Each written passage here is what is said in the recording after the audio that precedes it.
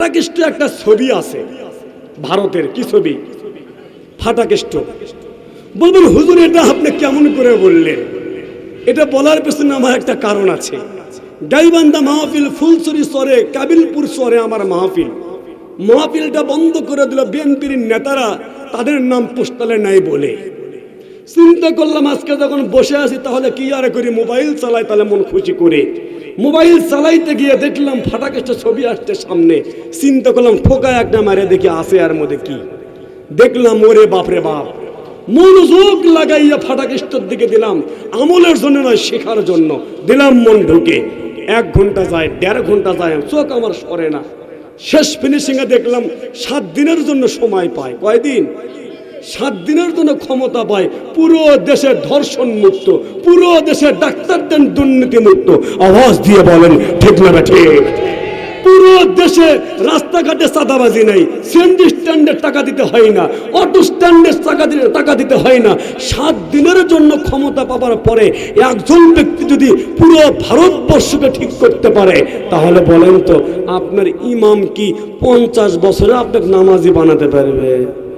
খালি যদি 2 ঘন্টার জন্য পাওয়ার দেওয়া হয় শুক্রবারে, জুমার নামাজ থেকে মাগরিবের নামাজ পর্যন্ত 5 ঘন্টা সময় দিলাম, হুজুর আপনার যা মন চাই তাই করবেন। সরকারি পাওয়ার, ম্যাজিস্ট্রেটের পাওয়ার।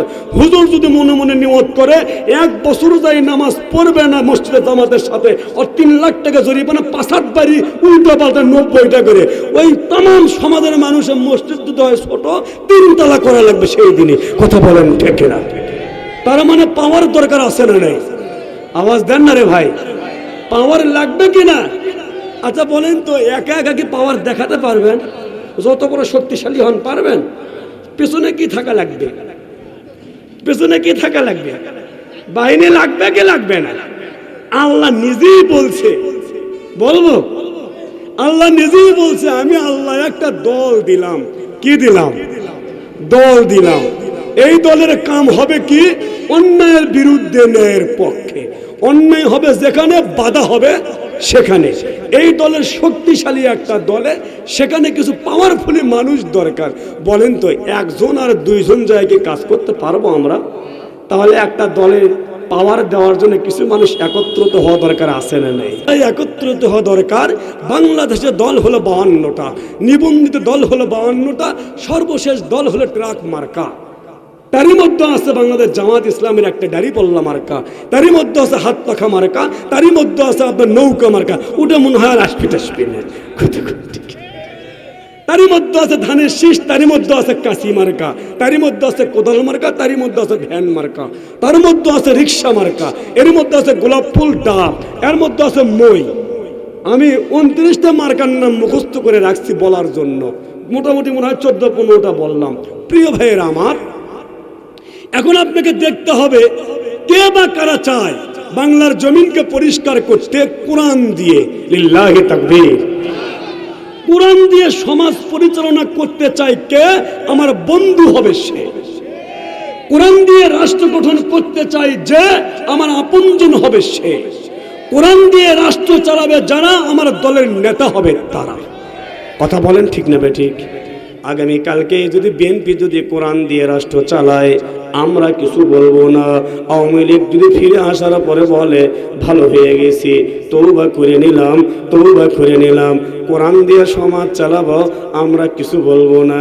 কিন্তু বড় আফসোস রে, সেই দিন আমার মসজিদে একজন মানুষ মারা গেল, জানাজা করতে দিলাম, সেই নেতাকে 1 জানাজা 3 বার করা লাগছে। চাইলেই কি ভালো হবার বাবা? আল্লাহ মোহর মারে দিচ্ছে। কি মারে দিচ্ছে? কথা কয় না রে ভাই, কথা আমার সাথে কথা বলা লাগবে আপনার। আমি সাদায়া গুছায় নিচ্ছি কেবল। ফেরাউনের নাম শুনছেন? ফেরাউন ভালো হয়ে গেছিল কখন? কথা কন না, কখন? বিপদে পড়ল যখন ফেরাউন ভালো হলো তখন। কত বলেন? ফেরাউন বিপদে পড়ার পর পানির মধ্যে যাওয়ার পরে ডাক দিয়ে কয়, আল্লাহ আমি কিন্তু তোমারে আল্লাহ আল্লাহ মানতাম। আল্লাহ বলে সেটা আমিও জানতাম। এইবার ফেরাউন যুক্তি খাটাইয়া বলে, ওগো আল্লাহ, ওই যে যখন পানির জন্য তোমার কাছে আবদার করেছিলাম, পাহাড়ের পাশে যাইয়া, পাহাড়ের নিকটে যাইয়া তোমার কাছে বলেছিলাম তুমি আমার আল্লাহ, আমি তোমার গোলাম। ওগো আল্লাহ, আমি জানি তোমার সে বড় কেউ নয়। আমি আজকে কালেমা পড়ে, মুসার কালেমা পড়ে মুসলমান হওয়ার চাই। আল্লাহ ডাক দিয়ে কয়, ভণ্ড, এই সুযোগ কি তুমি আগে পাও নাই? মরার সময় 90 বার কালেমা পড়লেও তোমার লাভ হবে না। আওয়াজ দিয়ে বলো ঠিক না বেঠি? আমার ম্যাডাম ইন্ডিয়া থেকে লাইভ করলো, আমি এত কিছু করলাম, টার্নেল করলাম, সেতু করলাম, পদ্মা খুললাম, রবার ব্রিজ করলাম, ব্রিজ কত রাস্তাঘাট করলাম, স্কুল কলেজ দিলাম, আমি কি কিছুই করিনি? হ্যাঁ, কত মায়া দিয়ে কথাটা বলছে, ঠিক কিনা কল? এই মায়া যদি খালি জুলাই মাসের 20 তারিখে দিত তাহলেই তো এত হতো না। সেই পুরো বুঝলি ফেরাউনের মতো মরার সময় বুঝলি তোর তোবার কাম বাংলাদেশের হবে না। সেই বুঝলি কখন? ফেরাউন মরবে ধরলা যখন। এই বুঝটা আগেই বস, কথা বলেন না কেন? প্রিয় মুসলমান ভাইরা আমার, তাহলে একটু বুঝুন, আমি দুনিয়া ছেড়ে একদিন চলে যাব।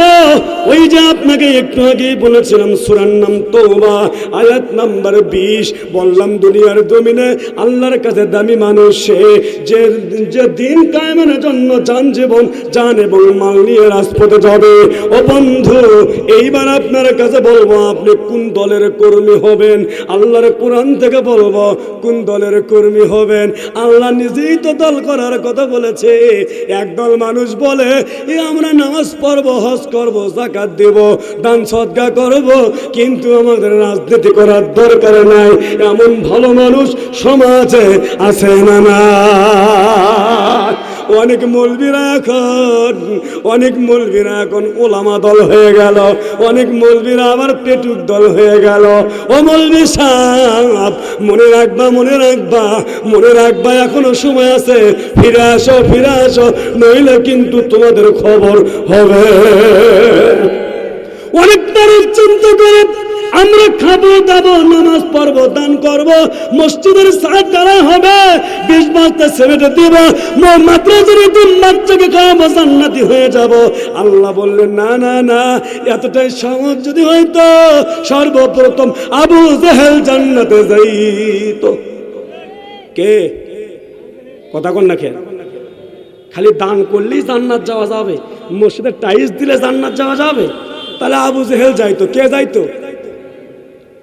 বলবেন হুজুর এ কথা কেন বললেন? আমি যে পড়াশোনা করে বলছি আপনার কাছে, আবু জেহেল ভালো কিছু কাজ করছে। তারই মধ্যে একটা ভালো কাজ হলো, ওই যে কাবা শরীফের এক পাশে নির্মাণ কাজ বাকি ছিল, উনি যখন নেতা হওয়ার পরে ওই কাজটা সম্পূর্ণ করেছে। আলহামদুলিল্লাহ বলবেন না? আপনি আমতলী বাজার মসজিদে 2 বস্তা সিমেন্ট দিলেছেন, জান্নাতের সার্টিফিকেট পান। কি কন ভাই? আপনি যদি মসজিদে 2 বস্তা সিমেন্ট দিয়ে যদি জান্নাতের সার্টিফিকেট পান, ইতিম বাচ্চাকে 2000 টাকা দিয়েছেন, জান্নাতের সার্টিফিকেট পান, তাহলে সাধারণ মসজিদ আর হলে কাবা শরীফের নির্মাণ করছে আবু জেহেল, ওর আগে জান্নাত যাবার কেউ পাবে না। কথা বললে আবু জেহেল সব জানতো, সব বুঝতো, এরপরও কাফের। বলেন তো কেন? কথা কয় না কেন? ঈমান আনেনি নবীর উপর, মেনে নেয়নি কোরআন। কথা বলেন ঠিক না? 2টা কারণে আবু জেহেল কাফের। আবু জেহেল টেন্ডারবাজি করে নাই, আবু জেহেল রুট মাসে টাকা নেয় নাই, আবু জেহেল পৌরসভার টাকা তোলে নাই, বিট তোলে নাই, কিন্তু কাফের হওয়ার পেছনে কারণ কি? নবীকে নবী বলে মানে নাই, আল্লাহর কোরআন জীবনটা পরিচালনা করে নাই। যদি দুইটা কাজ না করার কারণে, না বলার কারণে, না করার কারণে আবু জেহেল যদি কাফির হতে পারে, তাহলে আমার প্রশ্ন, বাংলাদেশের ময়দানে তুমি আমি নামাজ পড়ি, তুমি আমি হাজি, তুমি আমি এত কিছু করি, তাহলে আল্লাহর দল ছেড়ে, নবীর আদর্শ ছেড়ে কেমন করে বঙ্গবন্ধুর আদর্শ, কেমন করে অন্য নেতার আদর্শ নিয়ে গর্ব করো? আমি জিয়াউর রহমানের আদর্শ কথা কোন বঙ্গবন্ধুর সৈনিক কথা কন।